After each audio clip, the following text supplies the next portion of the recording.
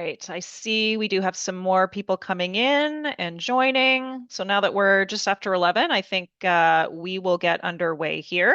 So welcome to our webinar at home at UWaterloo, addressing your graduate housing questions. Today, joining us, there is myself. My name is Carrie Huber. I'm the manager of graduate marketing and recruitment here with Graduate Studies and Postdoctoral Affairs. And joining me, I have Maria Conket, who's our housing service advisor with Campus Housing. And also from Campus Housing, we have Gwen de Beaucourst, and she's our manager of graduate and student family housing. And then we have Brianna Johnston, and she is with United College, and she's the admissions and guest services coordinator. So you'll hear from them throughout the webinar, and everyone will be going over a few different things, and we'll probably cover a lot of the questions that you have. So before we get into the main part of the presentation, I do want to recognize that the University of Waterloo acknowledges that much of our work takes place on the traditional territory of the Neutral, Anishinaabe, and Haudenosaunee peoples. Our main campus is situated on the Haldimand Tract, which is the land promised to the Six Nations that includes 6 miles on each side of the Grand River. Our active work toward reconciliation takes place across our campuses through research, learning, teaching, and community building, and is coordinated within the Office of Indigenous Relations. So this, I just want to point out this image that you see here on the right. This is our Indigenous outdoor gathering space on campus, just built within the last couple years. It's a representation of the continuous presence of First Nations, Métis, and Inuit on this territory. And it's meant for teaching, celebrating, gathering, and bringing awareness about Indigenous peoples and cultures here on campus. And it also provides an outdoor classroom setting and a gathering space. All right, so just a few housekeeping notes before we get into things. We'll be having a formal presentation, and then we'll be having a Q&A following that. The presentation will be recorded, and anybody who has registered, so anybody who is here or registered, will receive an email within 24 to 48 hours from Zoom with the link to the recording. So probably you have a lot of questions. If you do have questions during the presentation, I would ask that maybe you hold some of those questions until we get sort of a little bit closer towards the end, because some of your questions may be answered by some of our presenters as we're going through. But please do use that Q&A function at the bottom of the screen. And then we'll try and answer as many questions as we can. I'll be going through and trying to flag the ones that we'll answer live. Just because I don't flag yours doesn't mean it won't get answered, but we will try and get through as many as we can. Any links that we talk about, we'll put them in the chat. There'll also be some QR codes that you can scan. And as I mentioned, the link to the recording will be emailed to you. So let's get into things. Let's just do a quick intro first about where we are. So the University of Waterloo, we're located in Southern Ontario, as you can kind of see on the map there. And we're in the city of Waterloo, which is about 100 kilometers west of Toronto. And from the airport or from Toronto, it's accessible by car, train, bus, lots of different modes of transportation to get here. And as I said, the campus is located in the city of Waterloo, which is just a short distance sort of from the main, it's called Uptown Waterloo, which is sort of the downtown part of the city. And the campus is easily accessible by public transportation. We have light rail transit, and we also have a bus system as well. So lots of transit that connects to the campus.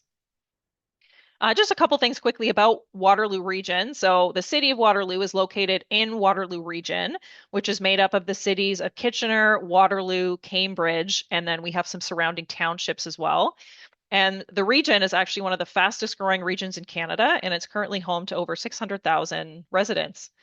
Overall, it's a really great place to live. There's tons of restaurants. There's an active arts and cultural scene. There's lots of outdoor amenities like bike trails, walking trails. We even have a small little downhill ski hill right in town, cross-country ski trails outside of town, and lots of stuff to do. There's never really a shortage of things to do here, no matter what the season is. And if you're interested and sort of before you come to see some of the sort of local goings on and happenings, there's a couple Instagram accounts. We'll just drop the handles into the chat. One of them is called Curated KW and KW Famous. And they have info just about like restaurants and events, and just sort of things happening in and around town. So those are kind of fun to check out. You can also check out our tour of Waterloo for grad students, which will pop into the chat there. It's a great way to just sort of get a little sneak peek at what the region looks like. Something else, you'll see this QR code on screen. This is a link to our living costs and our budget calculator. We'll talk a little bit more about these later, but this is something that is really good if you're, especially if you're coming from outside of Canada, just to get an idea of what some of your costs will be. But do keep in mind, everything is a range. It's always going to vary depending on your individual circumstances. But, important to consider things like new electronics you might need, winter clothes, winter coat, winter boots, all that kind of thing that if you're coming from a country that's warmer, you may not have. So important to keep those costs in mind as well. And before we get in more into things, I know that some of you joining us today may be coming into some of our online programs that actually only require you to be on campus for a week or two before the start of the fall term, or maybe even at the end of the term.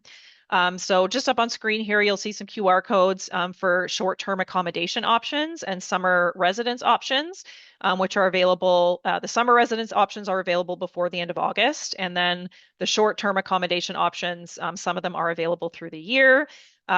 Just a note, sometimes there can be limited availability for those August weeks, just because, again, there are a few online programs that do have those on-campus residencies.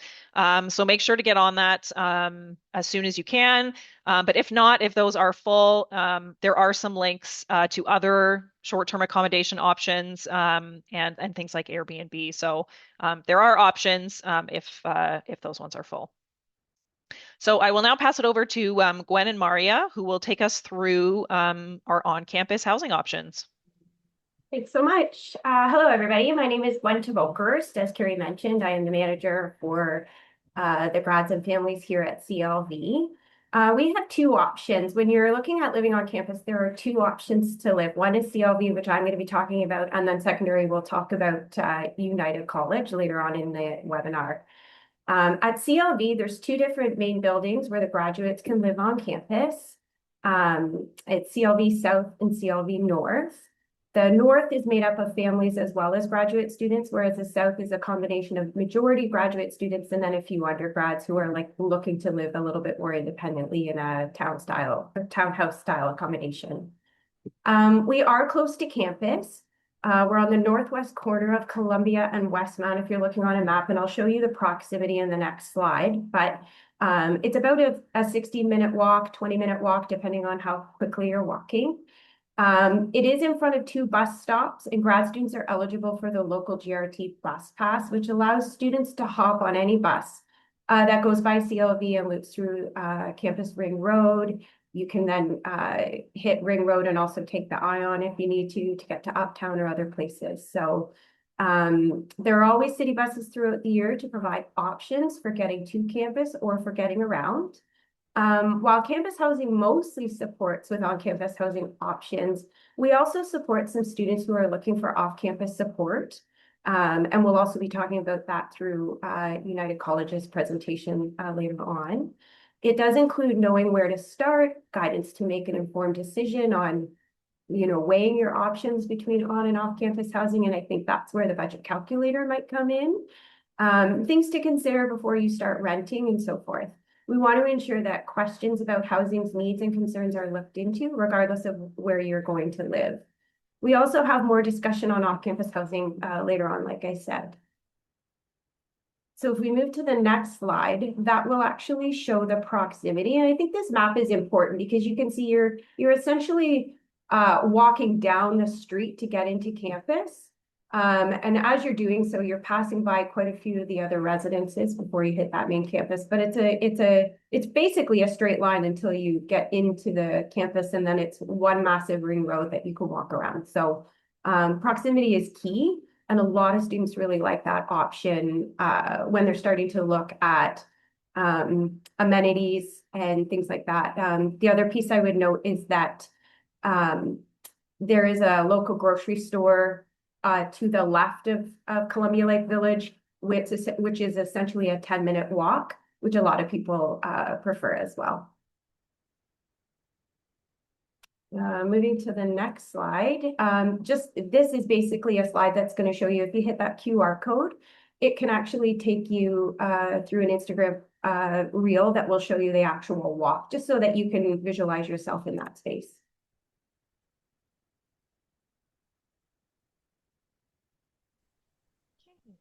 Sorry, I mixed up on my slides here. I'll be taking over from Gwen, so thank you, Gwen. I'm just going to kind of discuss a couple of housing details for our graduate students as well as for our family housing students. So in campus housing, we offer approximately 400 bed spaces for our graduate students at the Columbia Lake Village residences. Um, and to be eligible to live in campus housing, students must be enrolled as a full-time graduate student in an academic, like graduate academic program. So I would say that as long as you maintain that full-time status moving forward, if you're still interested to live with residents in campus housing at that time, you are able to renew your housing contract for each term that you plan to live in residence. In graduate housing, we do offer a shared townhouse style accommodation. So this includes a 4-bedroom, 1-bathroom townhouse in CLV South. Students can select housing contracts that align with their academic terms. So that can be done with our 4-month renewable contracts. So that would be for our fall term, winter, and spring term. We also offer a 8-month non-renewable contract that also run between either the fall winter terms or the winter and spring terms. So this might be maybe more helpful for students who are going to be starting in the September term if they'd like to select that option. But students who are residing in campus housing will also have access to a number of amenities that we have into our campus housing CLV South community, which include front desk support, wireless internet, dawn support, and utilities included. I would say one of the benefits of living on campus is that the cost for amenities and services are bundled together. So unlike other off-campus housing rentals, you might need to arrange some things for like internet and utilities separately and kind of budget that. Whereas with campus housing, it is designed to be more all-inclusive. And one other thing I would just note is that with fees in terms of graduate housing, is that that is paid once a term through your Quest account. So similar to how you would be paying tuition, you would be finding that exact amount for that residence that you'll be living in on your Quest account and will be paying through there. So with our student family housing, it does typically reside in CLV North only. So campus housing does offer CLV North for I'd say about 82 family housing units that are available on campus. So our family housing units does consist of 2-bedroom and 1.5-bathroom townhouse. And it's designed for graduate students living with a spouse, a partner, or children. So to remain eligible for living in the CLV North unit for family housing, students must be enrolled in a full-time academic program as well. And then we'd also encourage that you look into our contract terms and conditions to ensure that you're eligible to continue. Family housing contract is offered on a termly renewable basis, so that aligns with the fall, winter, and spring terms as well. And as long as residents continue to meet the eligibility requirements for our family housing, they are also able to renew their contract each term. And similar to graduate housing, family housing does include also amenities such as front desk support, dawn support, utilities included. One difference I would say is with family housing is that when you're paying for fees, you're repaying it through our campus housing hub portal. So that's not going to be through your Quest account, but a campus housing hub portal, which is a new system that I'll jump into in a bit. But it's kind of similar to a traditional rent payment. And just finally, just some thing to be aware of. But with recent updates to the RTA exemption, which is the Residential Tenancy Act exemption, family housing residents will not be eligible to continue transferring their housing contracts to their spouse moving forward. So just something to keep in mind if you're interested to apply for housing. And then on the screen here, you'll see that we have our QR codes for both our CLV South and CLV North residences. So welcome to take some time to take a look into that. We do have all more detailed information about our room layouts, other details about amenities and services that we provide. But I would just encourage you to take some time to take a look into that and always reach out if you have any questions. And I'll pass it back to Gwen. Yeah, thanks. A little bit more around the pricing for living on campus within campus housing. So in graduate housing, you'd be offered a room most likely in the south. And that's 1 bedroom in a 4 bedroom suite with the 1 bathroom. We pay this, students would pay this upfront. So the cost would be per term, 4,387. If you were in a 8-month contract, it would be 8,774. And the difference between that and family housing, so in graduate housing, you're assigned roommates. In student family housing, you're a self-contained unit. So the family owns the unit, not owns, but it doesn't have to contend with like roommates and things like that. And the way that payment is done is through a monthly, like Maria said, it's monthly through our housing portal. And the cost for that monthly is $1,650. The one thing that I want to just stress is that there is a wait list, and the wait list is quite high. So I realize we're sharing information that might not truly be accessible for everybody. But I think the important part is that if you are considering down the road being a part of student family housing, you would want to apply to get on the wait list, which Maria is going to share more information in a little bit. One thing that's important for PhD students, we do have a PH housing guarantee, which is a new feature that we're trying to introduce to help PhD students have guaranteed housing without the stress. It's only available in the single graduate housing, so not available for families, and it would be in CLV South only. It's an 8-month non-renewable contract, but that would get you in the door to secure housing, and then you can apply. So if you were applying for that for the fall, this would take you through fall and winter, and then you would reapply to stay in residence in the spring term, which is when our numbers are low. So it would just allow PhD students to continue living with us term after term, even though this is a non-renewable contract. You can easily renew in the spring term because our numbers are lower. So if that helps folks out, then that's something that may be worth looking into. In terms of the living on campus experience, we know that students who live on campus have access to more resources.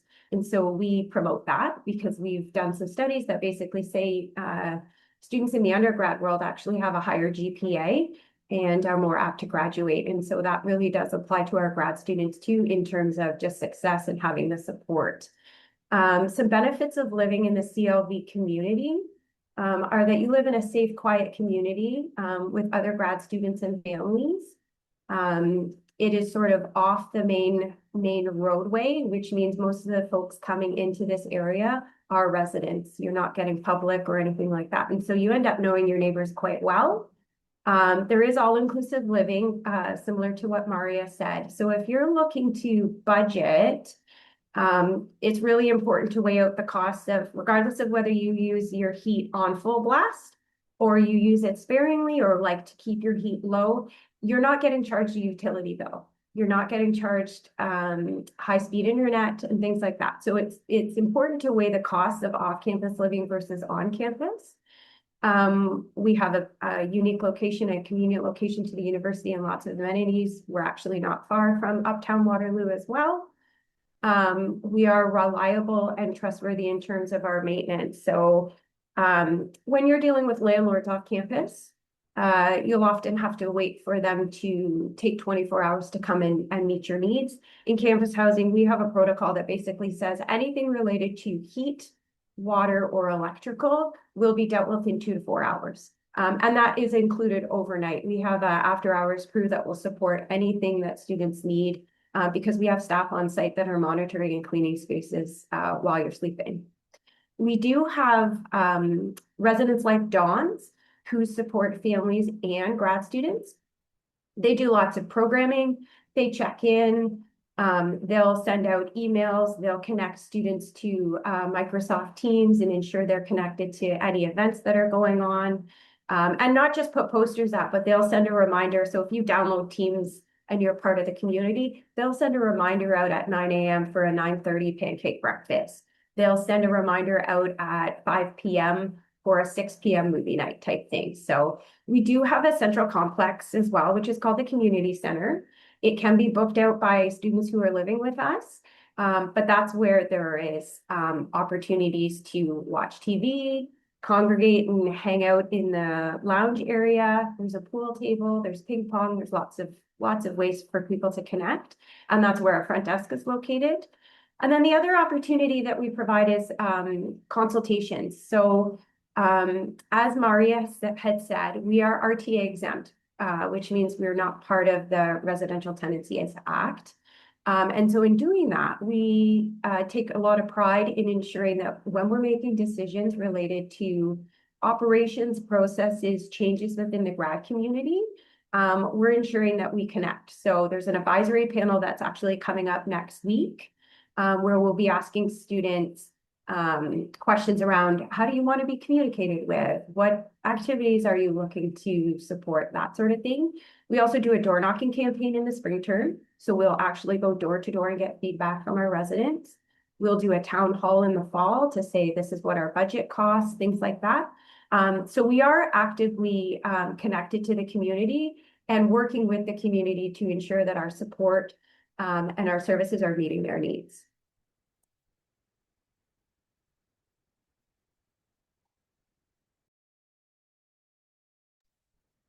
Okay. Now just going on to some more application information. So with graduate housing and we have student family housing, you can see on the screen that we have a few steps that you'll need to take in order to apply and secure a spot for housing. But one thing I want to share with everyone is that this year we do have a new housing system that we're using called the Housing Hub Portal, something I did touch on earlier. But the Housing Hub portal is where now students will be able to submit their residence application and manage several parts of their housing experience through the Housing Hub. So you'll be able to do things such as request a room change, book a move-in time, and access any other housing-related services that we have during the year. I would say the housing process for the graduate students in particular, what they would be using is called the Campus Housing Application Form, also known as a CHA. So this is designed for all of our graduate students, which is including our newly admitted PhD students that Gwen touched on, as well as our upper year, returning upper year students who will also use that campus housing application. I would say that for graduate housing, it is often very high in demand and often fills up quickly, but I would say at this time for spring, we do have a lot of available spaces. If you're interested to apply, we do encourage you to apply early as possible. That helps us kind of take into consideration of spaces that maybe become available into the future. But also when you're applying, you'll be able to see the rooms that are available throughout the application. So you'll be able to book that space as long as you're paying the $500 non-refundable deposit and accepting your offers of admissions from the University of Waterloo in order to access the application. But it's important that you also make sure that you've, claimed your What I Am ID, set up your two-factor authentication. That way you actually do have the access to see the Housing Hub portal. And then of course can reach out to us if you have any concerns going through the application. And then with family housing, I would say when it comes to family housing, as Gwen did stress on this, but it is true that family housing is we do have our limited amount of space available. So to ensure that you're on the wait list, we do encourage you to apply early and take that time to also review our eligibility criteria just to ensure that it is an option for you. We do have about 82 total units available. And while unfortunately we can't guarantee a space for everyone who applies at that time, we do typically see about each year about 5 to 10 new families moving into these units from the wait list. So if you get your name in there, just be aware that like it can still take some extensive amount of time to maybe hear back from us. But if you require some family housing supports or off-campus supports, like you're welcome to reach out to us as well, and we can provide that as well for you. Um, but for our wait list, yes, it is just an ongoing wait list. So you just need to sign on once, and each academic year you will be receiving an email from us whether you want to keep that position active or not on the wait list, and we will look into that for you. Okay. And then just some information, more information, I'd say in regards to grad housing.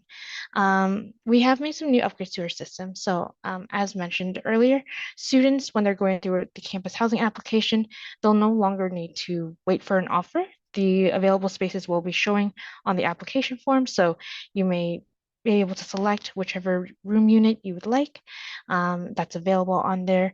And as long as you pay the $500 non-refundable deposit and accept that offer, you'll be able to claim your spot. I do want to preface by saying that for our incoming graduate students, the only housing option available for them at this time will be the CLV South unit. But if you are interested in the CLV North, we do require that students are living with us for a complete 2 consecutive terms in campus housing. So once you've done that, you will be considered and maybe even prioritized for CLV North if interested. But because spaces are limited, we can't guarantee these requests, but we do our very best to accommodate the units as long as they become available. And just another important thing to keep in mind with our current graduate students is that they're also able to renew their contract terms. So for any incoming students, if you're willing to continue, you will be able to do so into the next upcoming term. And I would say our take rate typically does go for around 80%. And that's because we do have a number of spaces available for incoming students each term. So there are plenty of spaces available for graduate housing. And then I would say for the fall term, if you are looking for a fall only option for the term, we do have a 4 month renewable contract as mentioned earlier. So you're welcome to apply for that. And if you are eligible for that 2 term contract, we will contact you to ask if you'd be interested to be part of that non-renewable contract. And yes, I would say finally, just with roommates, you're able to also search for roommates and request for them as well, going through our application. So if there's any questions about that moving forward, you can always email us at the housing UWaterloo address, and we will support you guys with any application processes, questions you might have. Awesome. Thanks, Maria. We will have that email address up at the end to the housing at uwaterloo.ca. But yeah, lots of great info there on our campus housing. And now we're going to just shift gears a little bit, and I'll pass it over to Brianna, who will talk about the other option for living, one of the other options for living on campus, which is United College. So she'll tell you all about what United College is and what their housing options are. So over to you, Brianna. Thanks, Carrie. Hello, as mentioned, my name is Brianna Johnston. I work at the United College at the University of Waterloo. So there's a unique situation here at the University of Waterloo where we have some affiliates kind of on the one side of campus. So there's 4 of us, and United College is the one that offers graduate housing as well. So we are part of UW, but also kind of separate. In fact, we are actually like a nonprofit organization and have our own academic programs that we host through United College, but they are all for the University of Waterloo students. So programs like human rights, Indigenous studies, and such. We also have undergraduate students. So we have about 300 undergraduate students and about 100 grad students in 2 separate buildings. So we're a group that really prides themselves on a small community and an inclusive environment. And we put a lot into making people feel like they're at home here. So with the graduate building units, we have a couple different options. We have shared suites and apartments. It's a 6-story building. So like I said, there's only about 100 people who live there. The shared suites are units for 2 or 3 individuals of the same identified gender. Each person has their own private, like locked bedroom in a suite that also has the shared kitchen, bathroom, and living room. our economy shared suites don't have living rooms, which is why they're a little bit cheaper.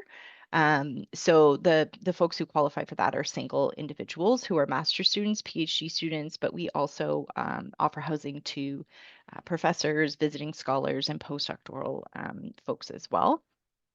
The other option are our apartments. We have 1 and 2 bedroom apartments. Tenants can rent the entire like unit on their own. So the priority is given to folks who have a spouse and or children, but you can also apply to that as a single individual. You would just be considered like lower down on the wait list unless there's like an accessibility need for the housing. I think I can move to the next one if that's okay.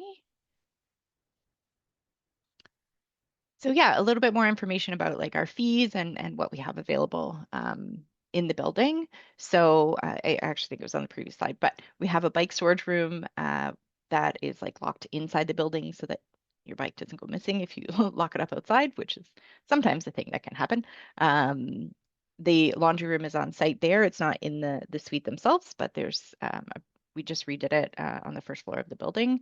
Um, a family lounge, which is primarily for folks living there, obviously with their kids, and like there's toys and a TV and things like that, as well as another lounge which actually has a balcony attached to it out back. So we do have a fair amount of things going on there. We also have a little gym facility on the main level as well. We do try to have programs and events. One of the things that just happened, I think, January, February was we have an ice rink behind our building. So we did a family and grad student like gathering where people could rent skates, and for some folks, that's the first time they got to ice skate. So take a minute to talk about the fees. So, like campus housing, we are all inclusive. Internet is also included because you're on main campus. So there's this really great kind of ideal situation, like Gwen mentioned, that you don't have to consider like how much water you're consuming or how cranked you have your AC in the summer or the heat in the winter. The only things that you have to pay for are laundry, which is through an app, which is really easy to use, and parking. So we do have available parking for the folks who live here. We actually have a few separate spots reserved for our families, so you pay that by term.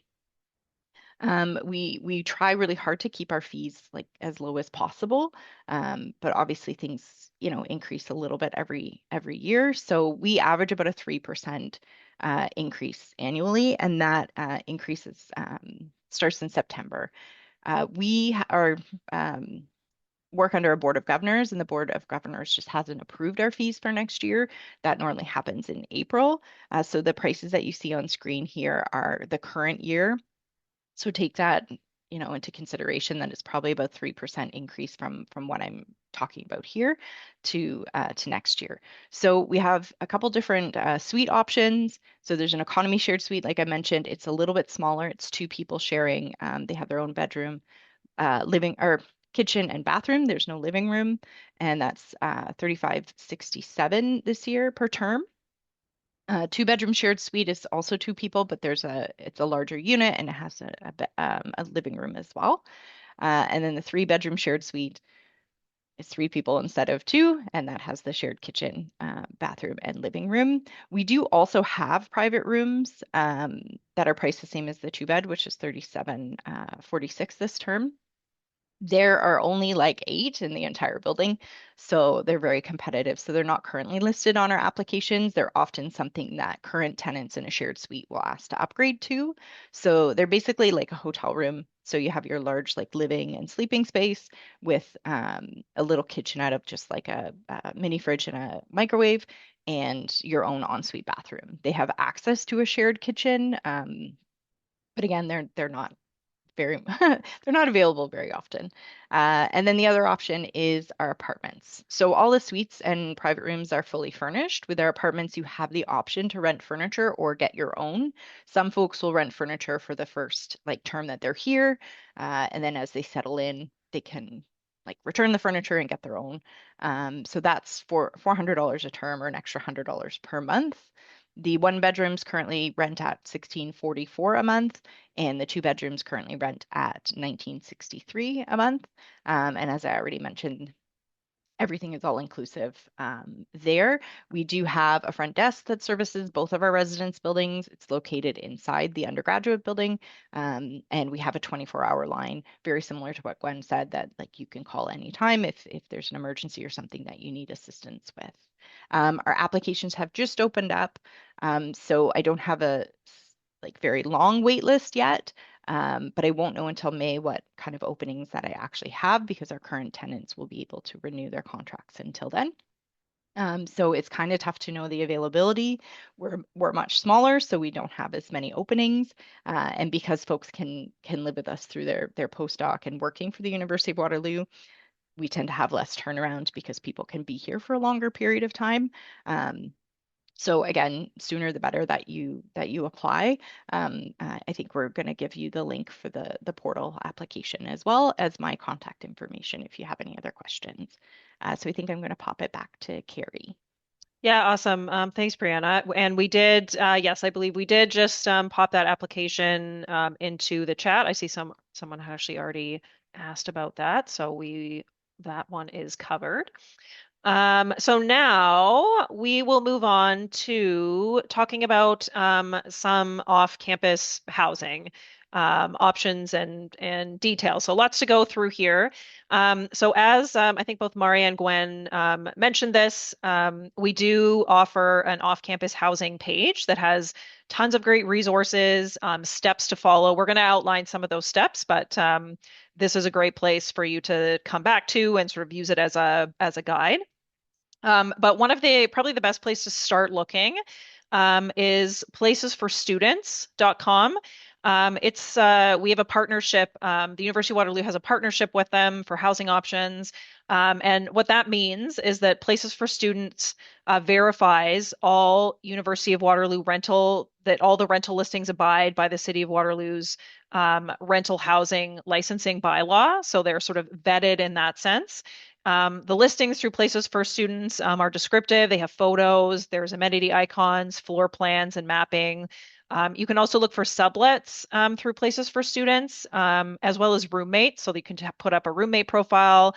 You can look for roommates, or if you are looking to sublet as well. So that's a great place to start. And again, they work with local landlords and accommodation providers for rental options. And so landlords do have to register to post rental property listings. So it's just sort of like just another level up from, if you're just looking on some site that's not at all affiliated with the university. So just a few things as you're starting your search for off-campus housing. Probably one of the first things you want to do is familiarize yourself with the area, which I know earlier on in the webinar we talked a bit, a little bit about the region and that we have transit and buses and LRT and all that kind of thing. But even just, looking like Google Maps will be your friend, using some of the interactive maps that we have on the website, just to look at sort of where the different neighborhoods are. And actually, I believe on that off-campus housing site, there is an interactive housing map. You can kind of see the different neighborhoods. And then, using Google Maps features, you can see how you would take transit from different neighborhoods, how long it would take. And then, of course, you can also use Google Street View and kind of take a look at sort of what the area looks like. So sort of understand when you're looking at listings, again, how far they're going to be away from campus and that kind of thing. And then also, which I talked about at the beginning, that understanding your costs.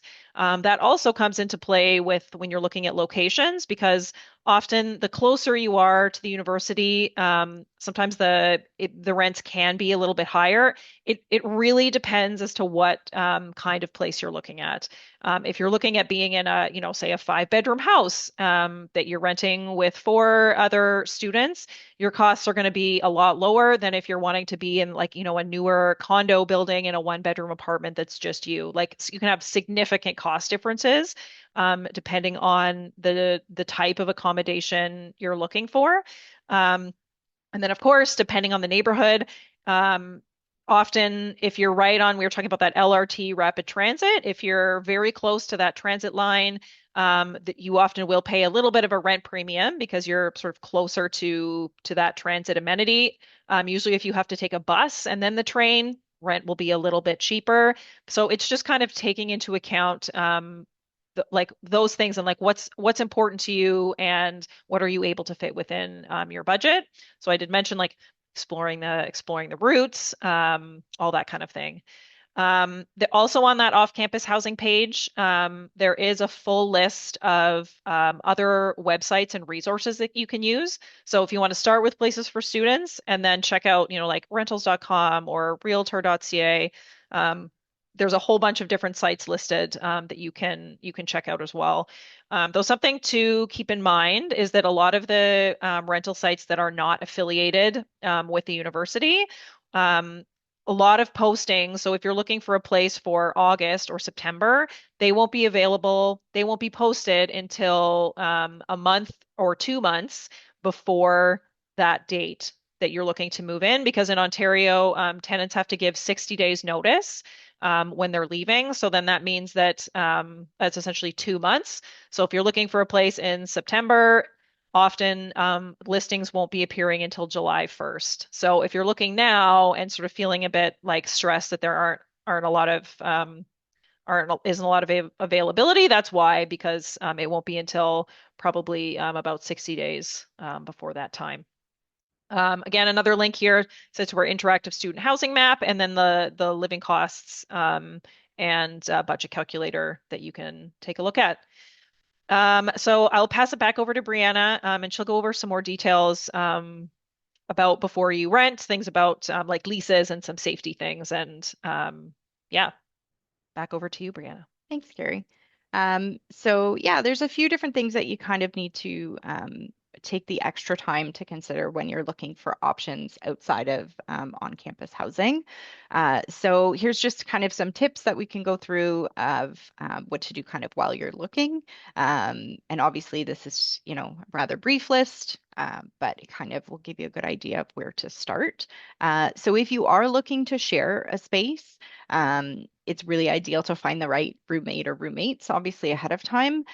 So if you are, choosing to share with somebody that you don't know, if you have an opportunity to meet them, talk on a video call so you actually know who they are face to face.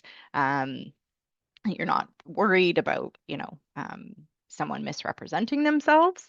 The other thing is if you do know the person already that you want to live with, it's really important to establish clear expectations and rules.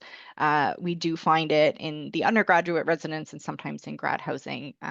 When you choose to live with someone you've known for a really long time, sometimes boundaries are a little more difficult to establish. In fact, like your expectations are a little different because it's somebody you've known for a long time. So just taking the extra time to go through those steps so that you both feel like you're prepared for where you're living.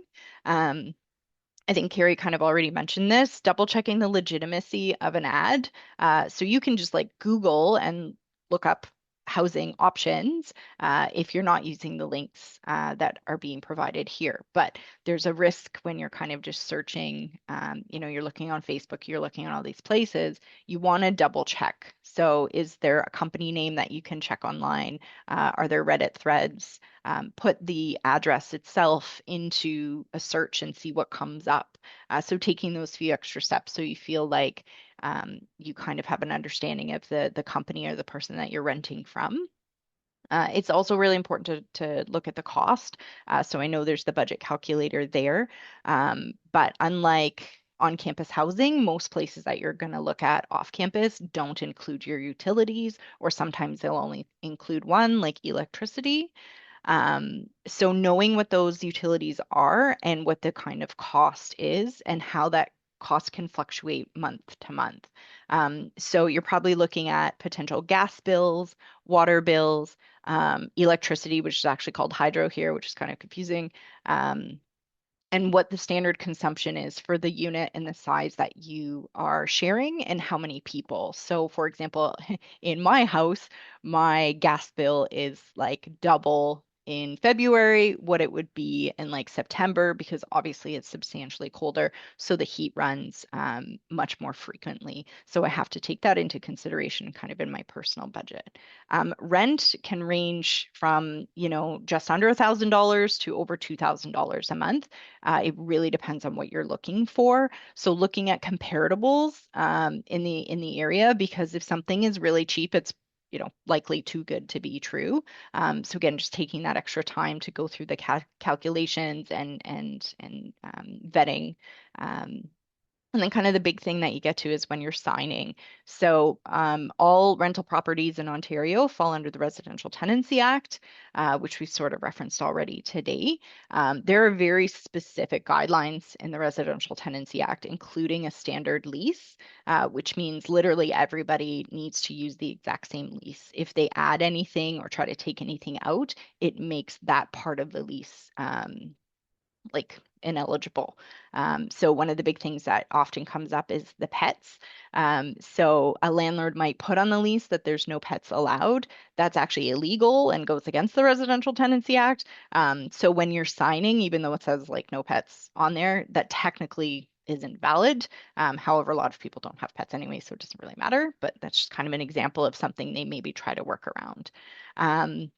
The other thing is knowing what's expected of you when you're signing the documents. So, deposits can only be like a last month's rent deposit, which means you're paying for whatever the last month is that you're staying.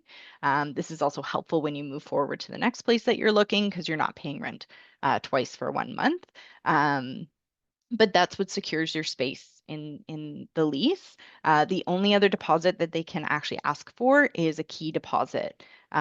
So a key deposit is actually for the key itself. So we have like physical, like I can show you, like plastic fobs at a lot of places now instead of like metal keys, and those cost like $25 to replace. But a lot of landlords will tell you that the key deposit is $100 or $500, and it's to replace the lock. But often that's their way of getting around a damage deposit because deposits are not allowed anymore. So you kind of have to see what they're asking from you. I think we can move to the next slide. So again, I've already kind of talked about what a standard lease is. Oh, I think we skipped past one. Yes, okay. Um, so what is a lease? Again, we've kind of already talked about that. Generally, it's a 1-year lease to start off, so you're signing for 12 months. That's that standard lease. So once you get into that, if you want to stay longer, you renew month to month, and the requirement is a 60 days notice. So if the landlord is asking you to leave or you're asking the landlord to leave, you need to be given 60 days notice, where that last month's rent applies to the last month of that notice. There are some legal supports on main campus. So if you have questions about signing a lease, it's really important to find the right people to answer that for you. There's a fair amount of tips and things like that online as well. An important thing, and I think I'm going to talk about this a little bit in the next slide as well, is knowing what you're renting. So what does it look like? What do the pictures look like? You know, um, what is in the description of the posting? How vague is it? How thorough is it? Um, really trying to get an idea of the physical space, especially if you aren't like able to get there. So I have a story from when I was doing my master's years ago. There was somebody who was coming to the university from out east. In Nova Scotia. I was already familiar with the residents and the area because I had gone to that university for my undergrad. She saw a couple of pictures online. She saw a good deal and she signed her lease. When she got here, it was like 200 square feet of a tiny little cramped space above the busiest bar in the town. And it was very misrepresented, obviously, to her. So because she kind of jumped on the first thing that she saw and she thought it was cheap, she ended up in a rather uncomfortable place for the 8 months that she was there. So something to really keep in mind is, like my friend, you're stuck with the lease that you sign. There's very few ways to get out of a lease once you've signed it, so you are on the hook. So if you end up vacating that unit before the lease is up, you're likely still paying the rent unless they sign somebody else, because they obviously can't double charge. Safety tips. Again, there's some resources on the off-campus housing site about your personal safety, fire safety, expectations in the space that you're renting, um, as well as just like, living off campus on your own. Again, like personally, as a woman, it's sometimes you feel a little differently about being out at night and where can you go, what kind of things can you keep in mind when you're out and about or coming home from a late class or meeting. I've already kind of mentioned the legal supports um, through the campus. There's like a legal clinic, I think, that's still running as well that you can get advice. So that could be beforehand, but it could also be if you have any problems with your landlord, um, like once you've signed and maybe they're being difficult or not addressing things that you need them to address. So I think we're just going to go into kind of some standard tips. Some of this might overlap a little bit is I really want to emphasize looking up the company and also looking at physically where the space is. So Carrie kind of already mentioned that it can be a little more expensive if you're closer to transit. It's also more expensive, obviously, the closer you are to the University of Waterloo campus. So you kind of have to take into consideration cost versus time. I am someone who does not drive, but I live in Kitchener, which is beside Waterloo. So it takes me about an hour to get in on transit because I have to take a bus to the LRT and the LRT in. I'm fine with that. I've never driven. I get a really cheap bus pass. You would have a bus pass included with your fees. So it's a really economical and environmental way of getting in, but it's also an hour each way added to my day. Again, I'm good with that. I can listen or read, listen to music, read a book. You might be able to study, that sort of thing. But some people, they don't have the opportunity to take 2 hours out of their day just for transit.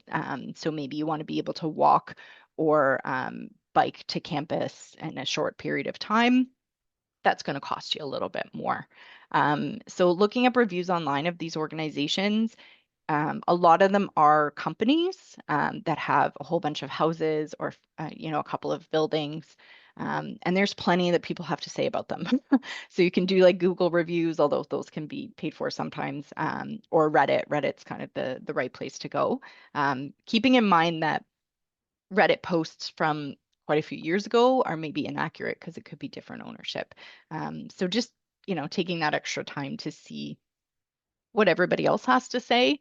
And as I already mentioned, like pictures can be deceiving. They can do like a wide lens, or kind of you can tell they're strategically trying to not show you every single part of the apartment. So asking for measurements and looking for actual floor plans, so you can physically get an idea of the space. Um, Again, making sure that it is what it says it is. Cost comparison, as I've already mentioned, if it is a lot cheaper, it's probably too good to be true. So just keeping that in mind, if you think you found a really great deal, there might be a reason that it's so much cheaper. It's important to arrange a viewing or get as much information ahead of time as I've already mentioned. Perhaps you have someone who's already in Waterloo, or you have a colleague or someone in the department that you're joining that's willing to go to the space for you and actually like view it. Because then you're getting a better description. It's not someone who you don't know that's giving you that information. If that's not possible, can you talk to the landlord and ask for like a video call so that they're actually walking the space and showing you what it is that you're signing for, and making sure that you have a good amount of questions ahead of time. Take the time to have some notes ready and make sure that they're actually answering you directly. They're not evading the question or kind of giving you half answers. Kind of it's kind of easy to tell. I think most of us sort of have that gut instinct. About if someone's a little off when you're talking to them. So trust that and like don't second guess yourself too much. If it seems off, look for something else. There's plenty of options right now. In fact, because of the decrease in the population of international students, this huge boom of building apartments and renting places has actually sort of gone in the other direction. So there's a lot more available right now than there used to be. Um, so don't feel pressured into signing a lease, especially like after you've only talked to the landlord once and they're telling you need to sign right away or you're going to miss out on this deal or whatever. Um, Take the time, give yourself a moment, and run the idea off of somebody else, even if it's someone who doesn't have like the legal expertise. If it's someone's like whose opinion you trust, don't overwhelm yourself in the moment and sign right away, and don't kind of give into that pressure that they might be pushing in your direction. So I don't want it to sound like super scary about finding off-campus housing because you do hear horror stories, but there's also a lot of people who have really good experiences and end up living in the same place for like 4 years that they're here, maybe for their PhD, five, however many. So, just taking the time and having yourself prepared is the best way to avoid um, getting duped or having those challenging situations, especially when you're coming from outside of Canada and you're maybe not aware of how things go for us versus where you live. It's also different province to province within Canada in terms of the guidelines. So give yourself some grace and take the time to really make sure that you're comfortable before you sign, and you're going to be setting yourself up for more success. So I think I'm ready to turn it back over to Carrie. Awesome. Thanks, Brianna. Lots of good info. And I think, as Brianna just said, it might feel kind of overwhelming, and it for sure, it definitely can be as you're coming to a new country or a new province, or just everything is new school. But you just, as long as you're just aware of these things, that will also make a big difference in your experience. So Brianna did mention some of the legal supports. We'll just touch on this really quickly. Through the Graduate Student Association, which is a student run group, there's support available, and they do advocacy. So we will pop the link to the GSA's website just in the chat there, or you can Google them. They do have a housing coordinator who works with on and off campus partners to advocate for graduate student housing and graduate student housing concerns. And this is where you can access some of that free legal support regarding the tenancy issues, which is through a student care plan that once you've accepted your offer and you're a student here at Waterloo, you have access to. Yeah, so the GSA is also just great to check out for they run tons of events and other things. So they are a really good resource. All right, so we will now get into the Q&A portion. I'll ask my colleagues if they can come back on screen here. I'll just leave this screen up for 1 second. Anybody can note this is of course, the campus housing site, and then the email, which is housing@uwaterloo.ca, which has also been in the chat a couple of times. But I am just going to stop sharing my screen, and maybe we'll just put Sonia, if you could just put that housing@uwaterloo.ca in the chat, so it's that last one there as I stop sharing. So it's just us on the screen here, and we will go through some of the questions that have come in. The first one we had is parking included in amenities for campus housing? No, they would have to go and reserve their parking through sustainable transportation. We do give current residents like a couple of tokens where if they've got a guest coming to live with them or to like visit, they can hand them a token for like overnight parking as like a courtesy.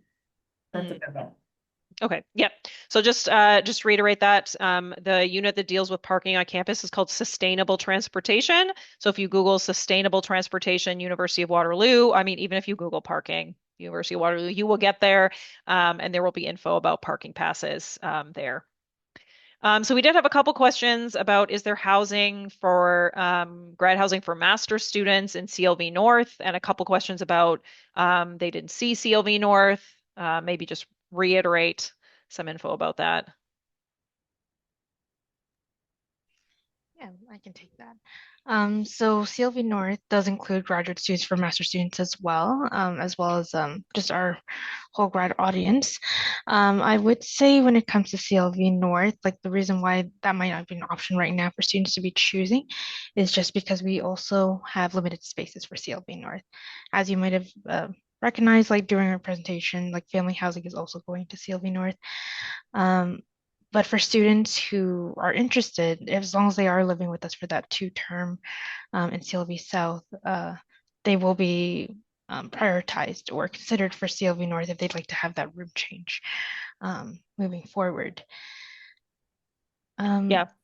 Yeah, thanks. Thanks, Bart. Is there anything else you wanted to add on to that? Didn't mean to cut you off. no worries.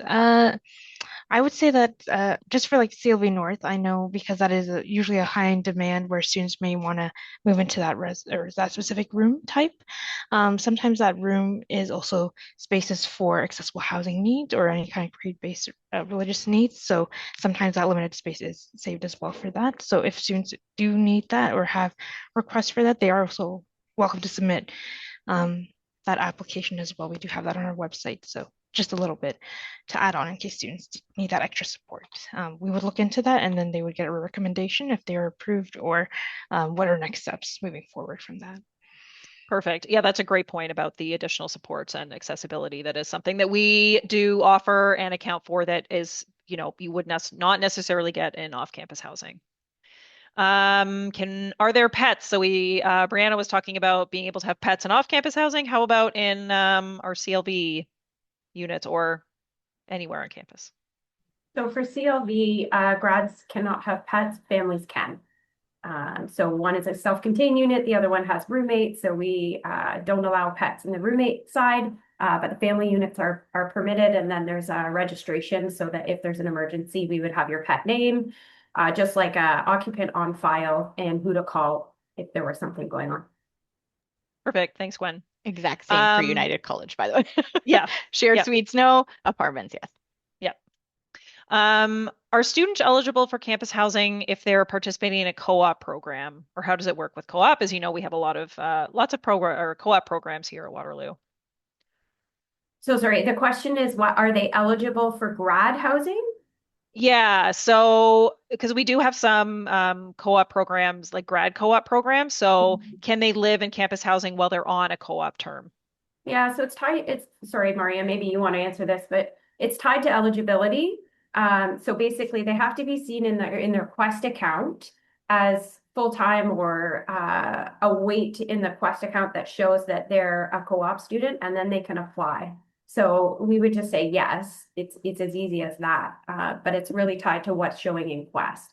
So like I know we've had to deal with some students there's always exceptions. And so just know like campus housing will always, and I'm sure United is the same. We take people's scenarios into consideration. So we've actually had current residents who then say they're going on a bit of a work term or needing to step away for 4 months to do research, but their Quest account is not going to show that. It's not going to show anything that's weighted for their program. So then we would need like a letter from a prof or a supervisor that's going to outline that would override the eligibility in the eligibility process, if that makes sense. Yeah, that does. Thanks, Gwen. Um, I think I actually just got rid of a question that I didn't actually answer. Hold on, did I? Anyways, if I did, please put your question in again. Is somebody asking if it's common to get an 8-month lease off campus officially, or is campus housing the only option if you want to do an 8-month lease rather than a year? I can answer that, I think. I hope.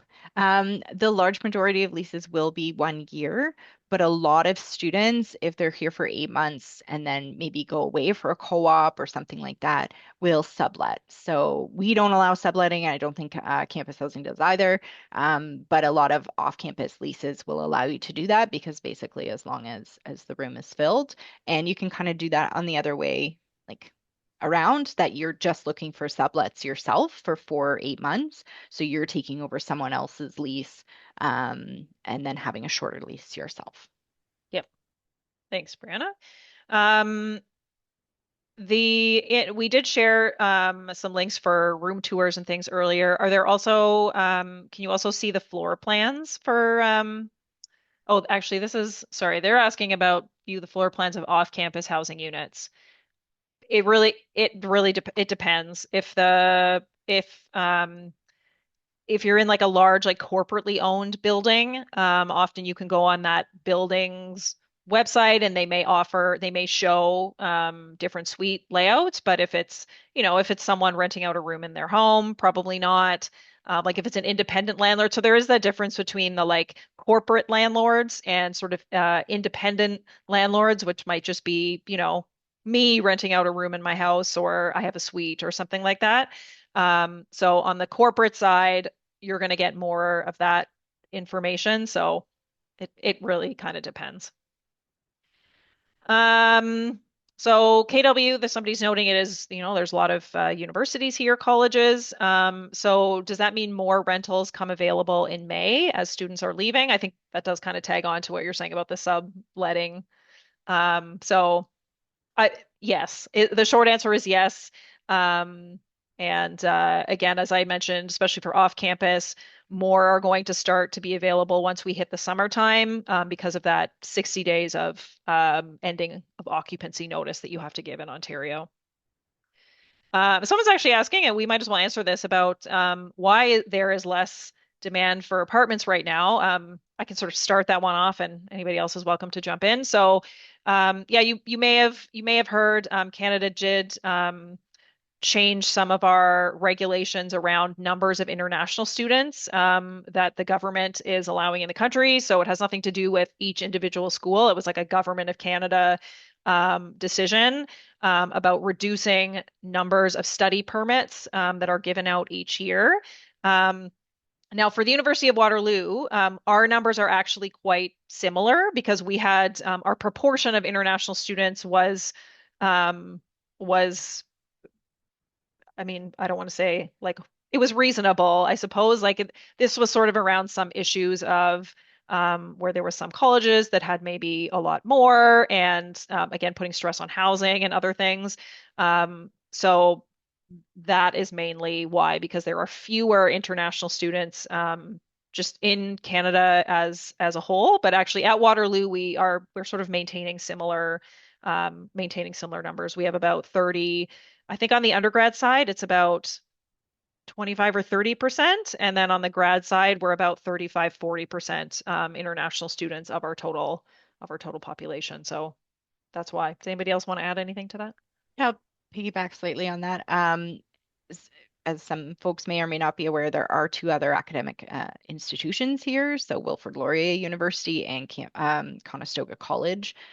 So that also is impacting the area. So as much as Waterloo was actually one of the Mm-hmm. organizations or institutions that didn't have this oversubscribing and offering. Conestoga College, for example, was someone whose numbers decreased dramatically because of the amount of international students that they had. So they were impacted more so, which again impacts this area. So as much as this university maybe didn't fall in that category, the other two institutions also impact the amount of availability. So that's also why we're kind of in this lull for renting and why there's more things available. Yep, that's a great point. I've had a couple questions about this. This one was about looking for other grad students to sort of team up with that they can find a rental house off campus. Recommendations for apps or platforms to help connect with other grad students. I think Places for Students would be a good place to start, but does anybody else have any recommendations of other places they could look? We I don't know have we don't have a central spot, unfortunately. I know Sorry. GSA had forwarded a flyer to us about speed friending so that grads Mm, can get together. So I can forward that on to you. It was a poster, but it might stir up some ideas for folks to think about or connections. If people on the call are already grad students, they could participate. But if they're incoming and they haven't done their whole yeah, most everybody here will be yeah. incoming. Yeah. But I can forward that over to you to include in the presentation. I'll try and do it now. Okay. And one thing I will note for everyone who's an incoming grad student, we do have a program called Grad Ready, which you will start to hear from in the coming months. You'll hear from starting in June, and that's when stuff will really pick up. But that's there'll be webinars and info sessions, and I believe they also do some like networking and friending type events, and so those are virtually as well. So you might not be here. They know that you likely aren't here yet. So through that Grad Ready program is a good way to do it. And also Reddit, like the UWaterloo Reddit, can be a good place to go. Yeah, but unfortunately we don't host a central platform for that. Ooh, I can answer this one. Is campus bike friendly? And are there designated cycling lanes and bike racks on campus or CLV? So I actually when I'm on campus, I ride my bike to campus. And we do have bike racks, just sort of out in the open bike racks, basically outside of most buildings. But we also have outside. Again, if you Google sustainable transportation or parking services at Waterloo, there'll be info on bike parking. But we have a locked bike cage on campus as well. That's a cart. So once you get your Watt card with your student card, it's $10 a month, and then you can park your bike in this bike cage that's secured. And then you'll get an assigned rack that you would park your bike in all the time. So that's where I park because it happens to be fairly close to the building where I work. We also have an indoor, and that one's sort of like it's covered, but it's just like a chain link fence with a roof and stuff. We do have an indoor one, East Campus, that's like heated and stuff, and you can park e-bikes there.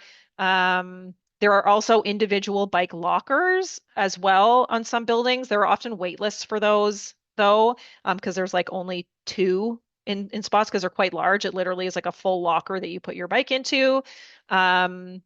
But yes, and there are bike lanes. KW is fairly bike friendly as far as North American cities go. Like we'll just put a caveat on that. That compared to, if you're coming from Europe or somewhere that's a lot more heavily invested in bike infrastructure, we are not that good, but we are not terrible. So my commute, I'm on a bike, a separated bike trail the whole way. I don't even have to go on the roads just because of where I live. But we do have a couple like kind of good good cycling good cycling pathways. There is infrastructure. Again, this is where Google Maps will be your friend. You just select the cycling layer. It's one that I use all the time, and you can see where the bike lanes are and what types of lanes and what type of bike infrastructure it is. So that can be helpful as you're kind of looking around. But overall, I like riding my bike here, so it's good. Gwen, what about CLV? What are the bike Yeah, storage so opportunities like? CLV North is a little bit different, but because most incoming grads are going to be put into the south, when you walk into the unit, it's almost like a mudroom at the very beginning. And sometimes there's hooks where you can take your bike and hook it up on the wall, but it's also so big, it's the span of the width of the townhouse anyways. So it's lots of room to put all of your like winter boots and things like that, but also like scooters, bikes, that sort of thing, where it's out of the way from when you're walking in, which I think is a huge asset to CLV South because it's a mobile place. You're maybe taking the scooter to the grocery store. You're taking it into the university or whatever. So that might be a selling feature for some folks. Yeah, awesome. Thanks, Gwen. I did see the question that I accidentally dismissed. Someone was asking about for grad housing that they suppose that the rooms come furnished. I think they're asking about campus housing here. Are they allowed to bring any of their own furniture or decorate the suites or houses at all? Yeah, I can answer that. So we do have tabs at the front desk that are like sticky tabs that we prefer our residents use for hanging out posters, things like that. We try to refrain from using the nails or anything major that's going to destroy the wall. Um, that said, it does happen. So like you just kind of have to use your judgment. You just have to also be cautious that you don't want to be charged upon move out if you've done some major damage to the wall. What was the other part of the question though, Carrie? You were asking, there was the decorations and then what else? If they could bring their own furniture. Yeah, so furniture is a big thing. We would prefer, like, if you're wanting to bring your own mattress, it goes through the accessibility process where There's documentation, there's understanding as to why you would need your own mattress. If you're bringing in like a chair or a desk chair or something like that, not a problem. But the one thing that we're always considerate of is we don't want to bring pests in, we don't want to bring bed bugs in. And the way that we limit that is to not allow a lot of additional furniture. That said, we don't police it either. So if you bring it in and your roommates are okay with it, I think it's more just being considerate. We do have couches, lounge chairs, side tables, kitchen tables, and chairs. So like you can see online, there is a lot provided. If you're looking for a side chair in your bedroom, probably a good thing. But I would also look at the space and make sure that the layout of the room can actually fit what you're wanting to bring in. And I would say we don't do subwoofers and big things like that where it's going to impede or impact other people living in the space because you are 4 people to a unit. Yep, that makes sense. Thanks, Gwen. Question about fees. They noted that there would be about a 3% increase for the United College fees coming up next year. What about for CLV? What should folks be expecting?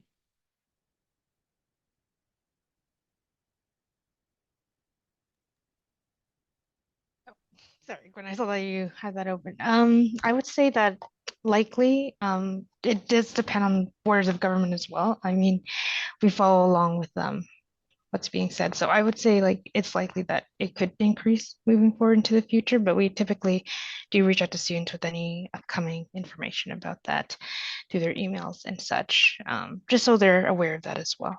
Yep. And the fees are posted like in a bunch of the links. If you're just looking up campus housing, the fees, correct me if I'm wrong, but the fees for fall 2026 are posted. Yes. Correct? Good. Yes. What we quoted is already the increase included. Okay, perfect. There Yeah, you go. so Yep. we're talking more about if you're living with us for the next year, meaning Uh, fall 2027, there will be a fee increase, but we don't know what that is. Gotcha. Okay. Thanks, Gwen and Maria. If you just do maybe a quick, this person's internet, Brianna was cutting off during your portion. Is United College competitive to get in? They can apply. Yes, you can apply now. I can answer that one. Is anyone qualified? And yeah. Yeah, so it is slightly different because again we have less space, so it's hard to compare for competitive, one way or another. But like most terms, I have 12 to kind of 20 spots open up, and that could be in like shared suites or apartments. We don't have separate applications for family housing because, as campus housing has said, they have a very specific space for campus housing or for family housing. So yeah, it's kind of, there's no way for me to know right now because the renewal deadline is May. But yes, it's really important to apply as soon as possible. And the folks who qualify are master's students and PhD students, but also postdoctorals, candidates, visiting scholars, and folks who work for the University of Waterloo. So I do have some folks who work in various departments who have had contracts with us as well. And I'm just going to sort of piggyback on this one, and I can actually answer this one. United College is not part of the PhD housing guarantee. So the PhD housing guarantee for incoming PhD students is just for our campus housing, not for United College. Actually, this is an important question to address. They've been offered funding by Waterloo. I'm not sure if this is a PhD student or a master student, asking about if this will help, if this will cover rent. Again, this does really depend on the type of funding you've received and if you're a master's or a PhD student. But for both, your funding is not meant to cover all of your expenses. So if you're an international student, you will learn soon as you go to apply for your study permit, you have to show that not only can you cover tuition for your first year, which your funding can be part of that, showing that you cover your tuition and expenses to fly to come to Canada. You also have to show that I believe it's 22,600 and some dollars available. Like it's a significant amount of money that you have to have available that the government of Canada has to see that you have liquid and available in your first year before they will issue you a study permit. So you'll be getting more information about that, like after you accept your offer, about applying for a study permit. And that is something that's set by the government of Canada, which also acknowledges that there can be a high cost of living here in Canada. And again, it really depends on the city that you're in. But overall, rents across the country have gone up, significantly in the last 10 years. So all that to say, your funding as a grad student is not meant to cover all of your expenses. It will cover some. It will cover if you're a PhD student, it will cover your tuition, but it is not meant to cover all your expenses. So just definitely good to be aware of that. Um, Somebody's asking, what's the best option for if they want year-round housing? Like, I mean, you can live in campus housing year-round. Yeah, so we're based on a renewal process. So if you get committed into a 2-term, 8-month contract, then and it's a renewable, then you'll be given the opportunity to renew. And so the way the renewal works for us, if we use next term, so once you're living with us say you lived with us for fall and winter, you would have had a renewal open up as of February to renew for the spring term. So we're always working in the current term for the following term, and you'll get that renewal through the housing hub. And so it will prompt your email, and then you could go in and you can renew. Right now, there's no deadline on it. So for most grad students, they'll renew right away. If you want to wait, you also run the risk of not renewing back into the current room. You might get booted out of that room and renew into another room. So strongly encourage that if you do go that route, that you're renewing right away, just to secure your spot. But you can only renew for a term in advance, and that's how campus housing works. So I don't know if that's different under United. Yeah, we're pretty similar. I think our timelines for renewals are slightly different. I apologize, I don't know for sure, but ours, like for spring, for example, are due February 1st. I think you guys only open, you said, for February. So they're slightly different. But yeah, once you live with us, you're allowed to renew term by term, so long as you still have an association with the University of Waterloo. Um, as soon as you no longer qualify, you wouldn't be approved to stay with us. But yeah, that's it. Again, you could have a contract for 4 months or 8 months, no matter what. Like you just have to keep renewing with us as long as you're part of UW. Yep. In the CLV South contracts, is there a gym membership included, or how does that work? When you're a student, you can use the gym facilities on site. So that might be at Columbia Icefields or the PAC. We don't have a gym physically on campus here. The closest one would be about a 10-minute walk into Rev. And so we could show you, but you'd essentially use your walk card to key into another campus housing residence and use that gym facility, which again is like a 10-minute walk. It's just across Westmount on Columbia across the street. So it's the first residence that you would see as you make your way walking up Columbia. Perfect. Thanks, Gwen. And yes, you do have access to the other gym facilities on campus as well. You could too. Like if you're across campus, the other gym location in campus housing would be Claudette Miller Hall. You could also go into that area and use the facilities there if you're on the other side of campus. Mhm. Yep. The floor plans for CLV are on the website, correct? Yeah, okay. We've had a couple of people ask that, and I was pretty sure that they were. Um, Somebody's asking about United College applications. Those are separate from campus housing. So those links are up there in the chat. Also, if you just Google United College graduate housing, those are separate. For buses, you get a student discount. Yes, you do get a U pass that's included with all your student fees and things that you pay. It's a hugely discounted, so you're not paying the same fee that you normally would, but everyone does get that transit pass as part of being a student. Can I ask that though? Because the way I'm reading it is like if I'm coming from Guelph commuting using the GO train, to commute into Waterloo, they pay Mm. that on their own, correct? Until Th- they get into Waterloo and then yes. their GRC or whatever takes over? Yep, that's correct. That's a great point, Gwen. So if you are outside of Waterloo region, so that would be Kitchener, Waterloo, Cambridge, or the townships that are around it, which again you can kind of see on a map. But if you're somewhere like Guelph or like Milton or Mississauga, any transit that is not part of Grand River Transit, so that's the transit company that serves Waterloo region, Grand River Transit, you would be paying separately. So your university, your UPass is just for Grand River Transit. It is discounted though. Go Transit, The other Go one, yeah, Transit, that is between cities, is discounted for student. great point. Yeah. I mean, it's true. Most things, you will apply for, you will get student discounts and things. So that's a great thing to remember. Um, are the prices for residents that you were showing earlier, I think this would be for everyone. Do they include taxes or taxes extra? No. So, university residences are not taxed by the government, so we do not tax you.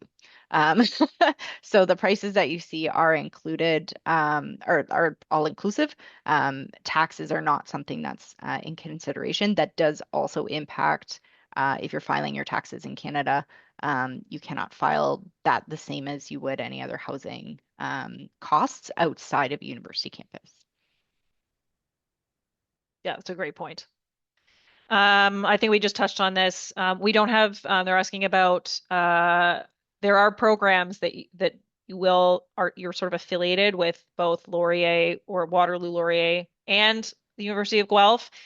We don't offer specific transportation between those ones. So, Laurier, Waterloo, we're very, like, we're literally a 7-minute walk away from each other. But Guelph, yeah, you'd either have to take the GO or use both different transit systems. So we don't have an official shuttle or anything. Somebody asked about family housing. There isn't a deadline, as we mentioned during the webinar. There is a wait list, which is currently around 200 families. So if you're interested in family housing, get on the wait list. But it is prudent to start looking for off-campus housing because it is pretty much unlikely that you would get family housing for fall 2026. Somebody asking about how does a meal plan work for campus housing? Is it for campus? We're different than United. Do you provide a meal plan? Not in grad housing. It's included in our undergrad. You can purchase a meal plan, but our meal plans are for United College Right. cafeteria only. Yeah, and ours are not. So you can purchase, again, it's not covered in your fees. You can apply to have a meal plan and it can be used across campus. And it works on a declining balance. So you would get the amount to put on your card, and then you would have to just choose whether you want flex dollars. I don't know if it's called flex dollars. Maybe Maria can tell me the correct language, but you can eat at any eatery on campus outside of the colleges, so United College and others. But then you can also eat off campus at unique dining places that would be indicated of using the walk cart. So there is probably more information on food services website. Yeah. Yeah, I think there Yeah. is. Awesome. Thanks, Gwen. All right, we're a minute left and two more questions to get through. We can do it. Somebody's asking, they've just finished their master's program and they'll be starting a PhD program. Can they renew their on-campus housing contract in that case? So for campus housing is tied to your eligibility. So again, if we're looking into Quest and it shows that your degree completed one, but you haven't fully registered and done the work to show that you're taking your PhD, you would need to reach out to us and advise us on some of that, and we would work with you. But the straight cut and narrow is no, you wouldn't be. But eligibility is done every month, and the renewal process again comes in either at the beginning of May or within the month. So if you're having conversations, we can override it until we hear more, but it will impact your housing contract if that you continue to be ineligible over the 2 or 3 months. We can't hold the spot for you. So if it's in spring term, you're okay. But if you're looking to do that in the fall term, we will be full house, and it will be crucial for you to give us advance notice of how you know this is to be true. You've got a letter coming from your supervisor, and then Quest will be updated. Otherwise, we can't hold that spot for you, and you'll be required to move out at the end of the 4 months of that term. So it's critical for you to make the effort to get somebody on board with understanding your situation as soon as you know versus leaving it until the 11th hour, because there won't be any spots for you. Yeah. That's a great point, Gwen. Quickly, our last question, how does move-in work? Like how early before the start of term can students move in? So all grads and families for campus housing move in on the 1st of the month. So that would be May 1st, September 1st, and January 1st. Can't Ours move is, in earlier. ours is the third of every every month for the start of the term. However, if the current tenant is leaving sooner and we have a chance for turnover faster, we are able to do that again because we have very limited turnover. But it's entirely dependent on if the other person is staying right to the end, which the assumption generally is that the person is staying right to the end of their contract. Yeah. So if you do need to arrive early for some reason, then you do have to find maybe some, like an Airbnb or something like that, or a hotel, because there isn't, we don't offer early move in. So yeah, just to answer, if you're coming for orientation week, no, if it's on the first, yes, then you can, but not before the first of the month. I would point out quickly, sorry, that the school term starts slightly later this year, so that might align really well for us and for campus housing. If your offer is for the 1st or for the 3rd of September, most things won't actually start until the 8th because of the Labor Day holiday weekend. Great point. I don't know how that impacts the international orientation, but it will probably make things a little easier to settle in, whereas last year you basically like moved in on the first day of classes. The Yep. other thing too is if you know that now, seek out the links that we've suggested before around your summer accommodations. There might be ways where we can house you in Rev and then move you over to CLV. I know a lot of international students do that in the Mm, world. mhm. Yeah. Great point. All right. Well, thank you, everyone. I've put my email in the chat. If you have other questions and you're not sure who can answer them, please reach out to me. I can either answer them or direct you where you can find the answer. And yeah, best of luck with hopefully accepting your offers and coming to Waterloo and getting everything all sorted out. We're here to support you. Again, if you do have questions, please don't hesitate to reach out. And we wish you all the best in your housing search. All right. Thanks, everyone. Bye.